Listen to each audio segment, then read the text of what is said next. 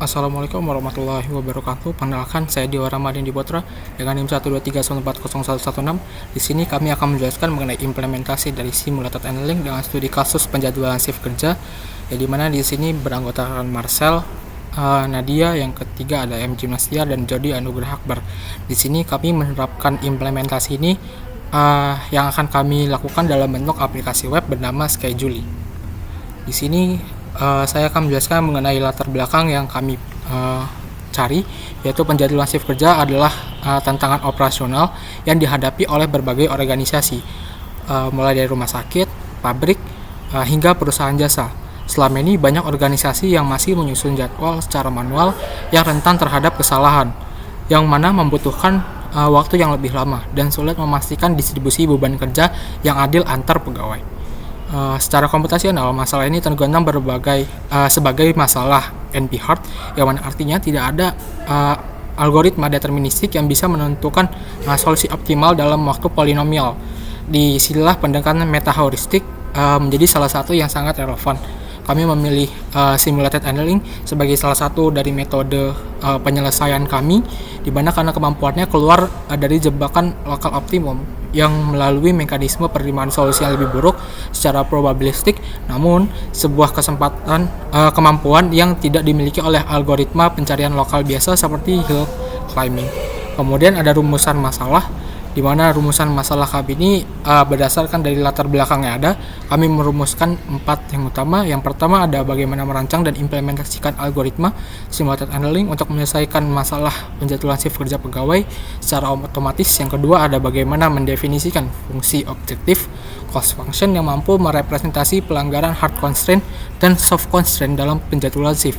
Yang ketiga, bagaimana membangun sistem berbasis web yang mengintegrasikan algoritma simulated handling pada back-end dengan antarmuka pengguna yang responsif pada front-end.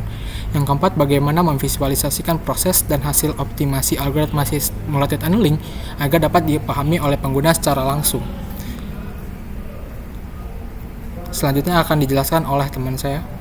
Bab 2, yaitu definisi dan representasi masalah, di mana secara komputasional masalah penjadwalan shift secara formal dapat dimodelkan ke dalam himpunan matematis, yaitu himpunan pegawai, himpunan hari kerja, himpunan shift per hari, ketersediaan pegawai, kebutuhan slot per shift, di mana tujuan utama dari masalah optimasi ini adalah mencari penempatan atau alokasi pegawai untuk ditempatkan pada shift tertentu sedemikian rupa sehingga semua kebutuhan slot staf terpenuhi, pegawai dialokasikan pada waktu mereka bersedia, terciptanya keseimbangan beban kerja, lalu total akumulasi pelanggaran dari keseluruhan struktur jadwal ditekan seminimal mungkin. Lalu ada input dan output, di mana inputnya adalah nama pegawai, berapa lama shift dia berjalan, berapa lama dia bekerja selama 1 minggu, lalu tanggal dia mulai bekerja. Di mana di sini lalu ada output berupa status hasil optimasi, total pelanggaran constraint, durasi eksekusi dalam detik, lalu jumlah iterasi yang dijalankan. Ada juga output berupa tanggal jadwal berlaku, label shift, rentang jam, data nama pegawai yang bertugas, lalu jumlah pegawai di slot tersebut.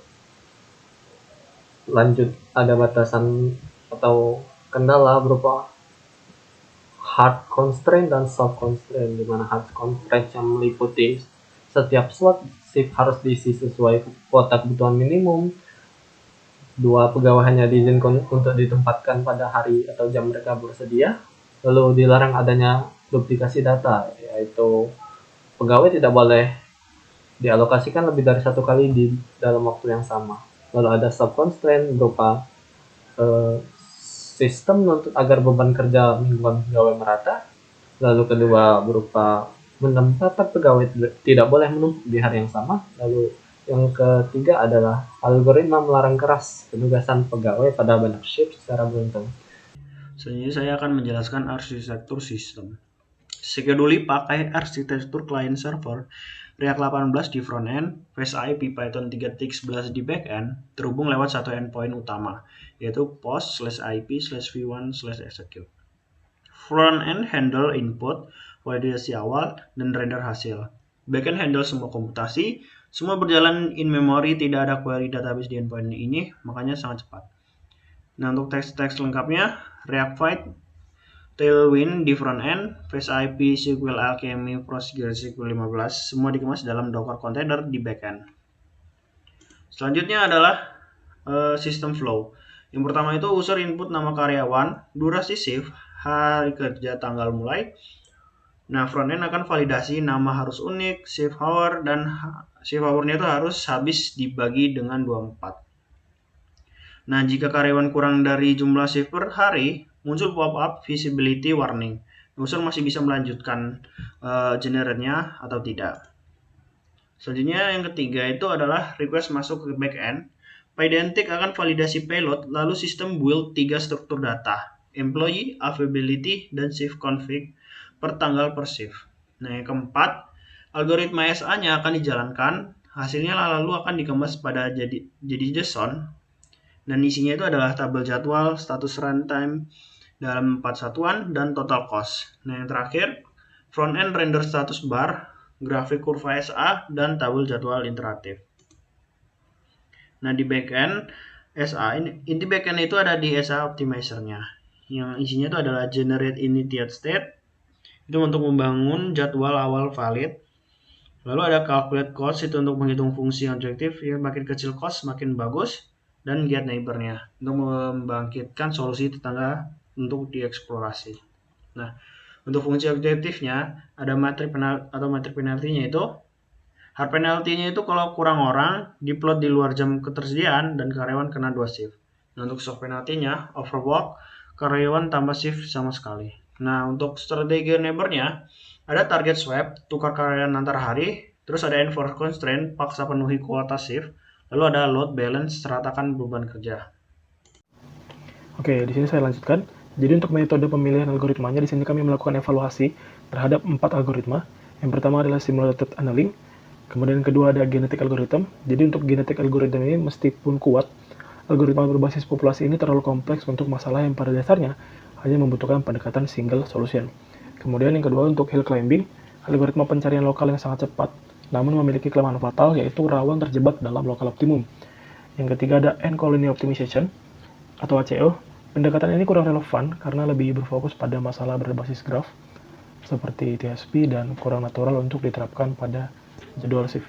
Jadi berdasarkan evaluasi yang sudah dilakukan, simulated annealing dipilih sebagai metode komputasi utama karena menawarkan keseimbangan antara optimal, kecepatan, dan akurasi, serta dapat memberikan solusi yang efektif mendekati 1000 karyawan dalam 1 detik.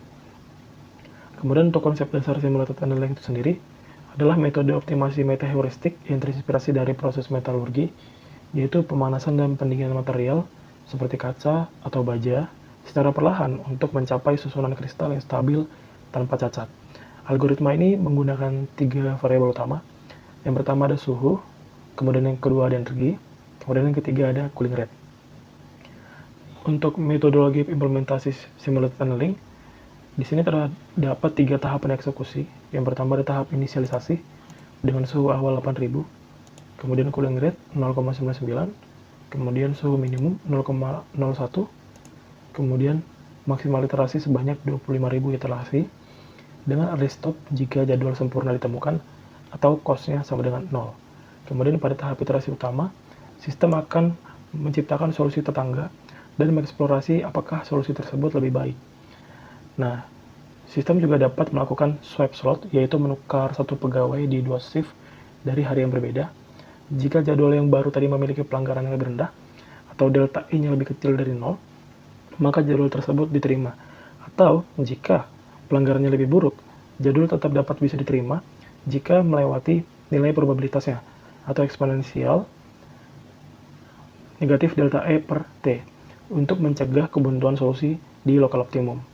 Kemudian setelah selesai, suhu akan diturunkan sesuai dengan cooling rate, yaitu suhu saat ini dikalikan dengan 0,99. Kemudian tahap penghentian, perulangan akan berhenti secara otomatis apabila suhu telah mencapai batas bawah yaitu 0,01, jumlah eksekusi mencapai 25.000, atau nilai cost telah mencapai angka 0 mutlak yang menandakan jadwal telah sempurna. Lanjut ke demo sistemnya. Di sini untuk tampilan awal, kita coba aja enter. Terdapat nama karyawan, lalu jam kerja per shift, hari kerja per minggu, tanggal mulai yang bisa diatur juga, dan generate jadwalnya. Coba kita masukin aja langsung namanya, nama masing-masing karyawan.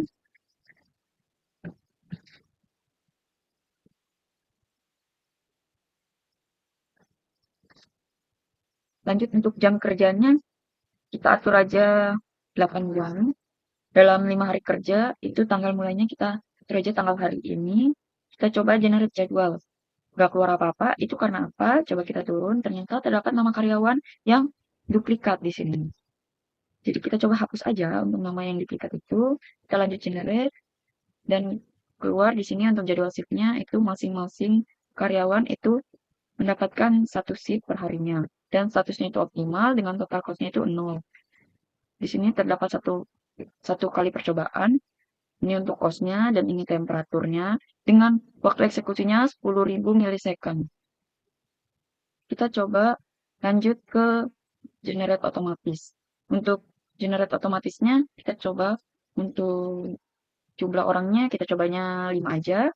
Terus 6 jam per shiftnya. Dan kita coba generate dan itu hasilnya masih optimal di mana cost-nya itu tuh masih rendah. Kita coba lagi. Kita coba.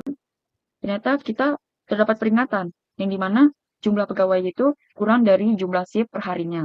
Nah, jadwalnya itu jadinya invisible. Nah, untuk menghasilkan jadwal yang valid, itu jumlah karyawannya harus minimal sama dengan jumlah shift per harinya. Nah, salah satunya adalah kayak tambahkan lebih banyak karyawan atau kurangi jumlah shift-nya. Tapi kita coba aja lanjut generate. Nah, di sini statusnya itu konflik, yang dimana total cost-nya itu adalah 12.800. Itu tinggi banget kan. Biasanya di simulated analog ini dia semakin rendah cost-nya, itu dia semakin baik hasilnya. Tapi di sini kita mendapatkan cost-nya itu tuh tinggi banget, yang dimana terjadi hard penalty ya. Kita di sini bahkan ada 201 kali percobaan dengan waktu eksekusinya 43.600 milisecond. Itu kan terlalu cepat ya. Kita coba juga di sini untuk jadwal shift-nya, itu dia per harinya itu ada satu karyawan yang memiliki 2 shift kerja. Itu kan tidak efisien ya.